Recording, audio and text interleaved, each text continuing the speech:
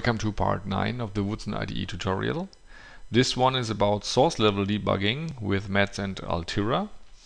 For sure, this is something that I never intended or thought of when I started with simple syntax highlighting for an editor. And yeah, to some extent it's a very nice example of the philosophy that I follow when I create this IDE. I don't try to do everything on my own because I know I'm simply not able to do it. There are people who are much better in creating compilers, and there are people who are much better in creating emulators. So I just try to create the glue between them. So what do we want to achieve? Yeah, we want to have something like you click and set a breakpoint and it stops there. Hardly any compiler or 8-bit environment supports this. But now we have WUDSN IDE. So here is my standard example of an Atari code. It's plain Mats source file. It disables the screen and just copies the screen pointer into the background register, adds some nice color cycling, and starts it at the run address. So when I click that button, it compiles and runs, and this is how it actually looks like at runtime. Now, as I mentioned, there is a support in both the compiler and the emulator, and the task of the IDE is to get both together in terms of breakpoints. So when you check here the contents of the Altira emulator, you will find a set of descriptions what you have to obey to make sure that it works. Okay, hardly anybody will read it. This is why I included it in the standard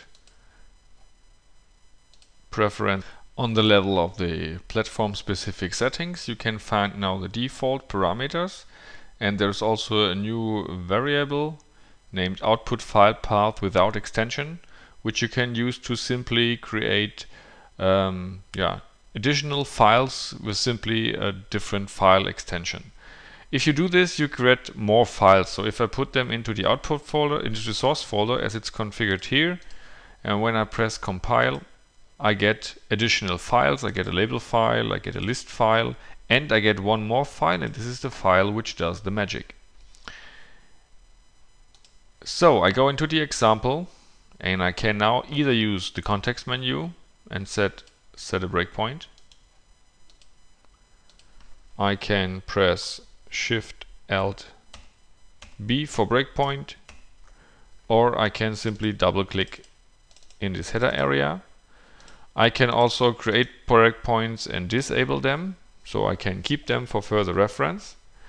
And when I now say execute, the emulator starts and it stops right at the place where I set the breakpoint. If you can, and now you can step through this, so I click here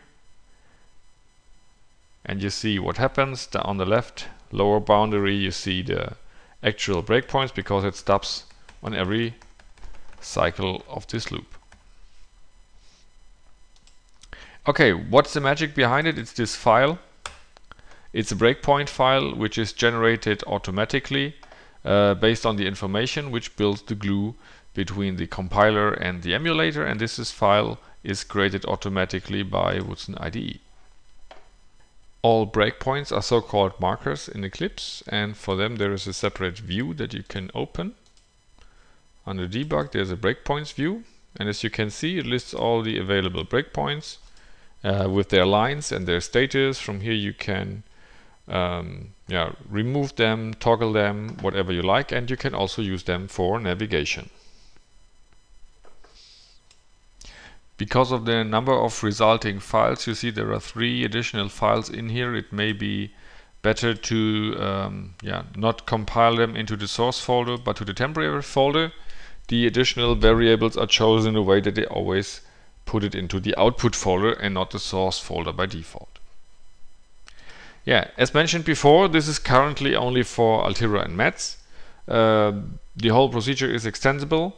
I will try to get more for the other platforms also. I know Vice has similar support, but it's different in terms of it does not work on source level yet. So look forward to further improvements to this, and I hope you like it.